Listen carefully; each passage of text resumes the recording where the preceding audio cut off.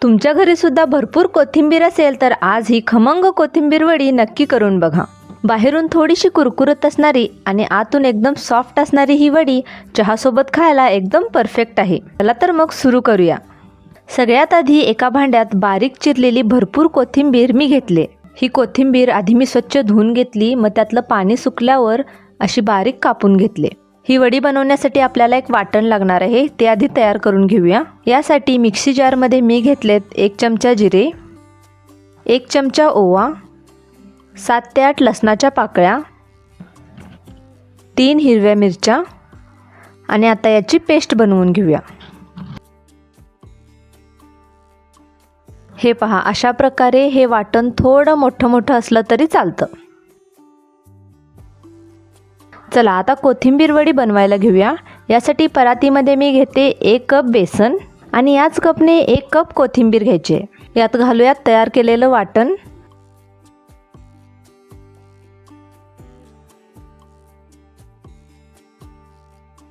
अर्धा चमचा हळद पावडर, अर्धा चमचा हिंग पावडर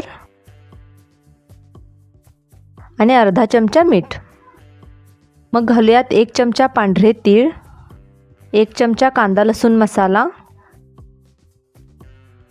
4 चमचे तांदळाचं पीठ घालूयात, यामुळे वडी कुरकुरीत होईल। आता हे सगळं साहित्य हाताने व्यवस्थित मिक्स करून घ्यायचं आहे। बारीक चिरलेली कोथिंबीर घालून घेऊया आणि पिठामध्ये छान मिक्स करून घेऊया।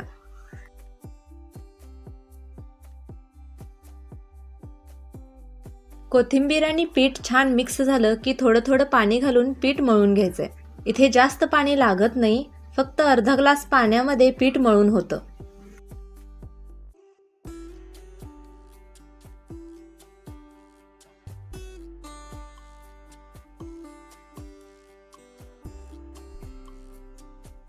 हे पहा, अशा प्रकारे पीठ मळून घ्यायचंय।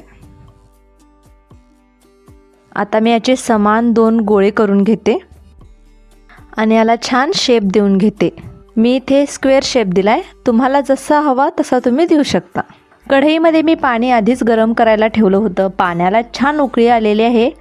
आता यामध्ये हे स्टीमर ठेवते, त्याला मी तेलानं ग्रीस करून घेतले। आता मी तयार केलेले रोल यामध्ये ठेवून ह्याला झाकण लावून एक 15 मिनिटं मीडियम ते हाय गॅसवर हे कुक करून घेते। 15 मिनिटं झालेले आहेत। आता मी सुरीच्या सहाय्याने चेक करून बघते, तर हे पीठ सुरीला अजिबात चिकटलेलं नाही, म्हणजे माझी वडी एकदम परफेक्ट कुक झालेली आहे। जर पीठ सुरीला थोडं चिकटत असेल तर झाकण लावून आणखी 1-2 मिनिटं शिजवून घ्या। इथे एक गोष्ट लक्षात ठेवा, हे रोल पूर्णपणे थंड झाल्यानंतर मगच वडी कापायला घ्या, नाहीतर काय होईल, वडी व्यवस्थित कापली जाणार नाही। वडी कट करताना वडीची थिकनेस आहे ती तुमच्या आवडीनुसार तुम्ही ठेवू शकता। मी इथे साधारण 1 इंच जाडीची वडी कट केली आहे। माझ्या सगळ्या वड्या कट करून झालेल्या आहेत। चला आता वडी तळायला घेऊया। इथे एक गोष्ट लक्षात घ्या, वडी तळताना तेल अगदी कडक गरम करू नका, नाहीतर काय होईल, कोथिंबीर जळकट लागेल। त्यामुळे वडी तळताना गॅसचा फ्लेम लो टू मीडियम ठेवा आणि छान मस्त वडी तळून घ्या। वडीचा कलर गोल्डन ब्राऊन झाला पाहिजे।